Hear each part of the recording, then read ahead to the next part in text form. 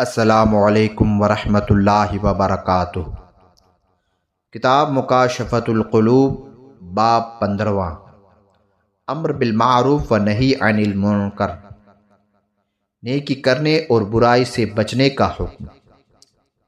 حضرت انس بن مالک رضی اللہ تعالی عنہ کہتے ہیں، حضور صلی اللہ تعالی علیہ وسلم ارشاد فرمایا کہ جب کوئی بندہ مجھ پر ایک مرتبہ درود بھیجتا ہے تو اللہ تعالیٰ اس کی سانسوں سے ایک سفید بادل پیدا کرتا ہے، پھر اس بادل کو بحر رحمت سے استفادہ کرنے کا حکم ملتا ہے، اس کے بعد اسے برسنے کا حکم ملتا ہے، اس کا جو قطرہ زمین پر پڑتا ہے اس سے اللہ تعالیٰ سونا جو پہاڑوں پر پڑتا ہے اس سے چاندی پیدا کرتا ہے، اور جو قطرہ کسی کافر پر پڑتا ہے اسے ایمان کی دولت عطا ہوتی ہے۔ فرمان الہی ہے، کنتم خیر امت اخرجت للناس تأمرون بالمعروف وتنہون عن المنکر وتؤمنون باللہ۔ حضرت کلبی رحمۃ اللہ تعالی علیہ کا قول ہے کہ اس آیت میں امت محمد صلی اللہ تعالی علیہ وسلم کی تمام دوسری امتوں پر فضیلت کا بیان ہے، اور امت اسلامیہ علی الاطلاق تمام امم سے بہتر ہے، اور دیگر امتوں کی بنسبت اس کی ابتدا و انتہا دونوں بہتر ہیں۔ اگرچہ ذاتی طور پر کچھ ہستیاں بہت زیادہ فضیلت و کمال کی مالک تھیں، جیسے صحابہ کرام رضوان اللہ تعالی علیہم اجمعین کے متعلق احادیث موجود ہیں۔ اخرجت کا معنی ہے جمیع اوقات میں لوگوں کے نفع اور خیر خواہی کے لیے ممتاز حیثیت دے کر انہیں بھیجا گیا۔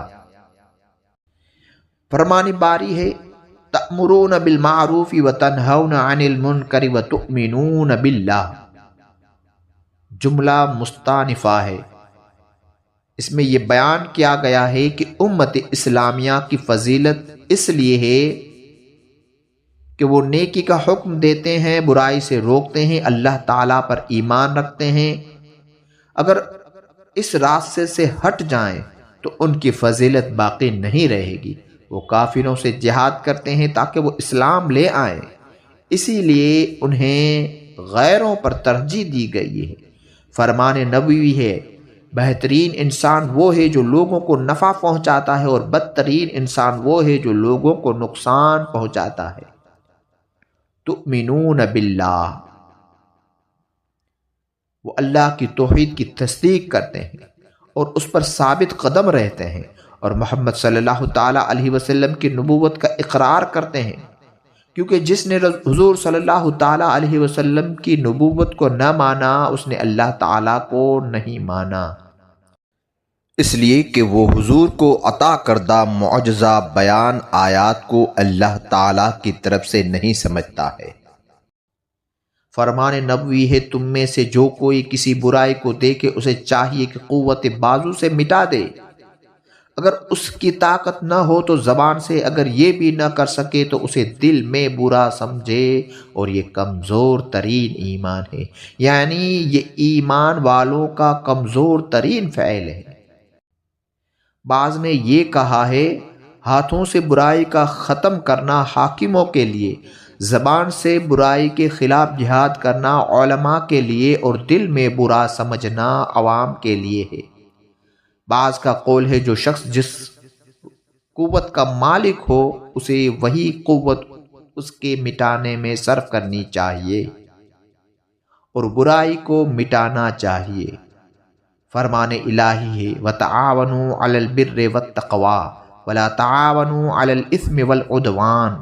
یہاں تعاونوا سے مراد نیکی کی ترغیب دینا، نیکی کے راستوں کو آسان کرنا، اور شر و فساد کو حسب طاقت بند کرنے کی کوشش کرنا۔ ایک حدیث شریف میں ارشاد ہوا، جس نے کسی خلاف سنت بات پیدا کرنے والے کو جھڑک دیا، اللہ تعالیٰ اس کے دل کو ایمان و اطمینان سے بھر دے گا، اور جو ایسے شخص کی توہین کرتا ہے اللہ تعالیٰ اسے قیامت کے دن بے خوف کر دے گا، اور جس نے نیکی کا حکم دیا اور برائی سے روکا وہ زمین پر اللہ تعالیٰ، اس کی کتاب اور اس کے رسول صلی اللہ تعالیٰ علیہ وسلم کا خلیفہ ہے۔ حضرت حذیفہ رضی اللہ تعالی عنہ کا قول ہے، عن قریب ایک ایسا وقت آنے والا ہے کہ لوگوں کو نیکی کا حکم دینے والے اور برائیوں سے روکنے والے مومن سے گدھے کا لاشا زیادہ پسندیدہ ہوگا۔ یعنی کہ لوگ اچھی باتوں کا حکم دینے والوں کو اور برائیوں سے روکنے والے کو بالکل پسند نہیں کریں گے۔ حضرت موسیٰ علیہ السلام نے عرض کیا، اے رب، اس شخص کا بدلہ کیا ہوگا جس نے اپنے بھائی کو بلایا، اسے نیکی کا حکم دیا اور برائی سے روکا؟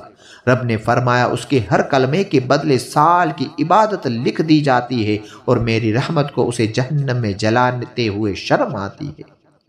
حدیث قدسی ہے، رب تعالیٰ فرماتا ہے، اے انسان، اس جیسا نہ بن جو توبہ میں تاخیر کرتا ہے، امیدیں طویل رکھتا ہے اور بغیر کسی عمل کے آخرت کی طرف لوٹتا ہے، باتیں نیکوں کی کرتا ہے، عمل منافقوں جیسا کرتا ہے، اگر اسے دیا جائے تو قناعت نہیں کرتا، اگر نہ دیا جائے تو صبر نہیں کرتا، وہ دوسروں کو برائیوں سے روکتا ہے مگر خود نہیں رکتا۔ اخیر زمانے کے بارے میں حضور کا ارشاد۔ اس جگہ ایک حدیث بیان کرنا مناسب ہے۔ حدیث بیان کرنے سے پہلے اس کے راوی حضرت علی رضی اللہ تعالی عنہ نے فرمایا ہے کہ قسم خدا کی، آسمان پر سے گرنا میرے واسطے آسان ہے، لیکن حضور کی طرف سے کوئی جھوٹی بات منسوب کرنا بہت مشکل ہے۔ پھر حدیث بیان فرمائی، میں نے حضور صلی اللہ تعالیٰ علیہ وسلم کو یہ فرماتے ہوئے سنا ہے کہ آخر زمانے میں نو عمر اور کم سمجھ لوگوں کی ایک جماعت نکلے گی، باتیں بظاہر اچھی کہیں گی لیکن ایمان ان کے حلق سے نہیں اترے گا، وہ دین سے ایسے نکل جائیں گے جیسے تیر شکار سے نکل جاتا ہے، بس تم انہیں جہاں پانا قتل کر دینا کہ قیامت کے دن ان کے قتل کے لیے بڑا اجر و ثواب ہے۔ مومن کے لیے ضروری ہے کہ دوسروں کو نیکی کا حکم دیتے وقت خود بھی عمل کرے۔ فرمان نبوی ہے کہ میں نے معراج کی رات ایسے آدمی دیکھے جن کے ہونٹ آگ کی قینچیوں سے کاٹے جا رہے ہیں۔ میں نے جبریل سے پوچھا، یہ کون لوگ ہیں؟ انہوں نے کہا، یہ آپ کی امت کے خطیب ہیں جو لوگوں کو نیکی کا حکم کرتے ہیں مگر اپنے آپ کو بھول جاتے ہیں۔ فرمان الہی ہے، أَتَأْمُرُونَ النَّاسَ بِالْبِرِّ وَتَنْسَوْنَ أَنفُسَكُمْ وَأَنْتُمْ تَتْلُونَ الْكِتَابَ أَفَلَا تَعْقِلُونَ؟ کیا تم نیکی کا لوگوں کو حکم دیتے ہو اور اپنے آپ کو بلاتے ہو حالانکہ تم قرآن پڑھتے ہو؟ کیا تم عقل نہیں رکھتے؟ لہٰذا مومنوں کے لیے ضروری ہے کہ وہ نیکی کا حکم دے، برائیوں سے روکیں مگر اپنے آپ کو بھی نہ بھولیں، جیسا کہ فرمان الہی ہے، والمؤمنون والمؤمنات بعضهم اولیاء بعض یأمرون بالمعروف وینہون عن المنکر ویقیمون الصلاۃ۔ مومن مرد اور مومن عورتیں ایک دوسرے کے رفیق ہیں، نیکی کا حکم کرتے ہیں اور برائی سے روکتے ہیں اور نماز ادا کرتے ہیں۔ اس آیت میں اللہ نے مومنوں کی یہ صفت بیان کی، وہ نیکی کا حکم دیتے ہیں۔ اب جو نیکی کا حکم دینا بند کر دے وہ اس ممدوح جماعت میں سے نہیں ہے، اور اللہ تعالیٰ نے ان قوموں کی مذمت کی ہے جنہوں نے امر بالمعروف کو چھوڑ دیا تھا۔ چنانچہ فرمان الہی ہے، کانوا لا یتناہون عن منکر فعلوہ لبئس ما کانوا یفعلون۔ حضرت ابو درداء رضی اللہ تعالیٰ عنہ سے مروی ہے، انہوں نے کہا، نیکی کا حکم دیتے رہنا اور برائی سے روکتے رہنا، نہیں تو اللہ تعالیٰ تم پر ایسا حاکم مقرر کرے گا جو تمہارے بزرگوں کا احترام نہیں کرے گا، تمہارے بچوں پر رحم نہیں کرے گا، تمہارے بڑے بلائیں گے لیکن ان کی بات نہیں مانی جائے گی، وہ مددگار طلب کریں گے مگر ان کی مدد نہیں کی جائے گی، وہ بخشش طلب کریں گے مگر انہیں نہیں بخشا جائے گا۔ ام المؤمنین حضرت عائشہ صدیقہ رضی اللہ تعالی عنہا سے مروی ہے، حضور صلی اللہ تعالی علیہ وسلم نے فرمایا، اللہ تعالیٰ نے قریہ والوں پر عذاب بھیجا، ان میں 80,000 ایسے تھے جنہوں نے انبیاء کی طرح نیک عمل کیے تھے۔ پوچھا گیا یہ کیسے ہوا؟ آپ نے فرمایا وہ اللہ کے لیے اللہ کی نافرمانی کے سلسلے میں کسی کو برا نہیں سمجھتے تھے اور نہ ہی وہ نیکی کا حکم دیتے اور برائیوں سے روکتے تھے۔ زمین پر شہداء سے بلند مرتبہ مجاہدین۔ حضرت ابو ذر غفاری رضی اللہ تعالی عنہ کہتے ہیں کہ حضرت ابو بکر صدیق رضی اللہ تعالی عنہ نے حضور صلی اللہ تعالی علیہ وسلم سے دریافت کیا مشرکین سے لڑنے کے علاوہ کوئی اور بھی جہاد ہے؟ حضور صلی اللہ تعالی علیہ وسلم نے فرمایا ہاں اے ابو بکر، اللہ کی زمین پر ایسے مجاہدین رہتے ہیں جو شہداء سے افضل ہیں، زمین پر چلتے پھرتے ہیں، رزق پاتے ہیں، اللہ تعالی ملائکہ میں ان پر فخر کرتا ہے، ان کے لیے جنت سواری جاتی ہے جیسے ام سلمہ کو نبی صلی اللہ تعالی علیہ وسلم کے لیے سوارا گیا۔ صدیق اکبر رضی اللہ تعالی عنہ نے پوچھا حضور وہ کون لوگ ہیں؟ آپ نے فرمایا وہ نیکی کا حکم کرنے والے، برائیوں سے روکنے والے، اللہ کے لیے دشمنی اور اللہ کے لیے محبت کرنے والے ہیں۔ پھر فرمایا مجھے اس ذات کی قسم جس کے قبض قدرت میں میری جان ہے، ایسا شخص جنت میں تمام بالا خانوں سے اوپر، یہاں تک کہ شہداء کے بالا خانوں سے بھی اوپر ایک بالا خانے میں ہوگا۔ ہر بالا خانے کے 3 دروازے ہوں گے، یاقوت اور سبز زمرد کے ہر دروازے پر روشنی ہوگی، 300 پاک دامن حوروں سے ان کی شادی کی جائے گی۔ جب وہ کسی ایک حور کی طرف متوجہ ہوگا وہ کہے گی تمہیں وہ دن یاد ہے جب تو نے نیکی کا حکم دیا تھا اور برائی سے روکا تھا؟ دوسری کہے گی آپ کو وہ جگہ یاد ہے جہاں آپ نے نہی عن المنکر و امر بالمعروف کیا تھا؟ روایت ہے کہ اللہ تعالیٰ نے موسیٰ علیہ السلام سے فرمایا تم نے کبھی میرے لیے بھی عمل کیا ہے؟ موسیٰ علیہ السلام نے عرض کیا یا اللہ میں نے تیرے لیے نمازیں پڑھیں، روزے رکھے، صدقات دیے، تیرے آگے سجدے کیے، تیری حمد کی، تیری کتاب کو پڑھا اور تیرا ذکر کرتا رہا۔ رب تعالیٰ نے فرمایا اے موسیٰ نماز تیری دلیل، روزہ تیرے لیے ڈھال، صدقہ تیرے لیے سایہ، تسبیح تیرے لیے جنت میں درخت، کتاب کی قرأت تیرے لیے جنت میں حور و قصور، اور میرا ذکر تیرا نور ہے، بتا تو نے میرے لیے کیا عمل کیا ہے؟ موسیٰ علیہ السلام نے عرض کی اے رب ذوالجلال مجھے بتا وہ کون سے عمل ہے جو میں تیرے لیے کروں؟ رب نے فرمایا تو نے کبھی میری وجہ سے کسی سے محبت کی، تو نے میری وجہ سے کبھی کسی سے دشمنی رکھی؟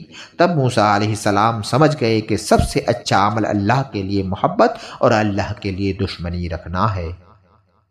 حضرت ابو عبیدہ بن جراح رضی اللہ تعالی عنہ کہتے ہیں میں نے سرکار رسالت مآب صلی اللہ تعالی علیہ وسلم سے پوچھا یا رسول اللہ صلی اللہ تعالی علیہ وسلم اللہ کی بارگاہ میں کون سے شہید کی زیادہ عزت ہے؟ آپ نے فرمایا وہ جوان جو ظالم حاکم کے سامنے گیا اور اسے نیکی کا حکم دیا اور برائی سے روکا اور اسی پاداش میں اسے قتل کر دیا گیا، اور اگر اسے قتل نہیں کیا گیا تو وہ جب تک زندہ رہے گا اس کے گناہ نہیں لکھے جائیں۔ حضرت حسن بصری رحمۃ اللہ تعالیٰ علیہ کہتے ہیں حضور صلی اللہ تعالیٰ علیہ وسلم نے فرمایا میری امت میں سب سے افضل شہید وہ شخص ہے جو ظالم حاکم کے پاس گیا، اسے نیکی کا حکم دیا اور برائی سے روکا اور اسی وجہ سے اسے قتل کر دیا گیا، ایسے شہید کا ٹھکانہ جنت میں ہے۔ حضرت حمزہ اور حضرت جعفر رضی اللہ تعالیٰ عنہ کے درمیان ہوگا۔